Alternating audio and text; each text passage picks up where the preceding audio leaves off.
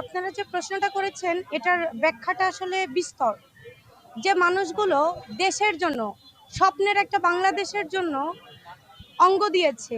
এখানে যে ৪ জন আমরণ অনশনে আছে, একজনের চোখ নাই, একজনের পা নাই, আরেকজনের পা আজীবনের জন্য পঙ্গুত্ব, আরেকজনের হাত আজীবনের জন্য পঙ্গুত্ব।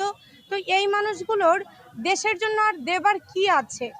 যে স্বপ্ন নিয়ে, যেই যন্ত্রণা নিয়ে এই যে আহত, এখনো যে ভাইটা আহত শুয়ে আছে, উন্নত চিকিৎসার জন্য চোখে তার প্লেট এখনো দেশের বাইরে যেতে পারেনি, কিন্তু সেই অবস্থায় শরীরে জ্বর, অসুস্থ, ব্যথা, যন্ত্রণাকাতর অবস্থায় গত ২৮ ঘন্টা না খেয়ে সে এখানে অবস্থান নিয়েছে। এই প্রশ্নটা আপনি বলেছেন, এটা কতটুকুন যুক্তিযুক্ত?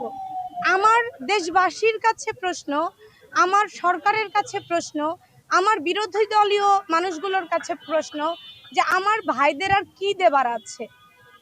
আমার ভাইদের আর দেবার আছে কি? দেশের জন্য নিজেরা পঙ্গুত্ব বরণ করেছে।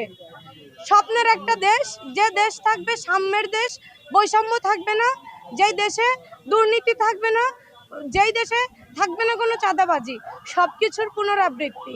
এই ভাইয়েরা আর কি দিবে? জীবন দেওয়ার জন্য আসছে।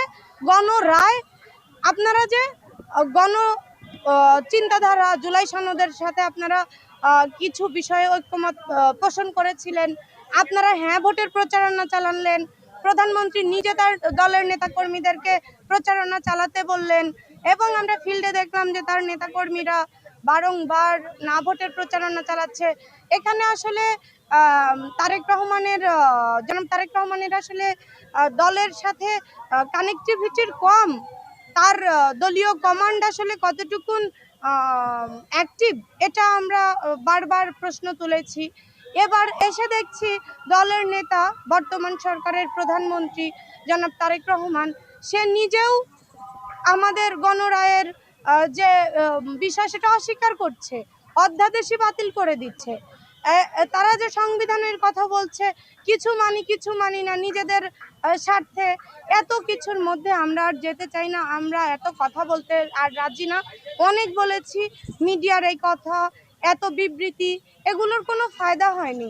যেখানে জীবন দিয়ে ফায়দা হচ্ছে না, আমার ভাইয়েরা কবরে শুয়ে আছে, আর আপনারা মসনদে গিয়ে বসে আছেন, আপনারা টেবিল চাপড়াচ্ছেন, সেটাতে কি হচ্ছে? সাধারণ জনগণের জন্য কি পাচ্ছি আমরা? আমার ভাইয়েরা, যে ভাইয়েরা দেশের বাইরে এখনো চিকিৎসাধীন অবস্থায় আছে, তারা তো বলে, আপু বিষ পাঠায় দিতে বলেন জনাব তারেক রহমান রে, আমরা বিষ খেয়ে মারা যাই। এই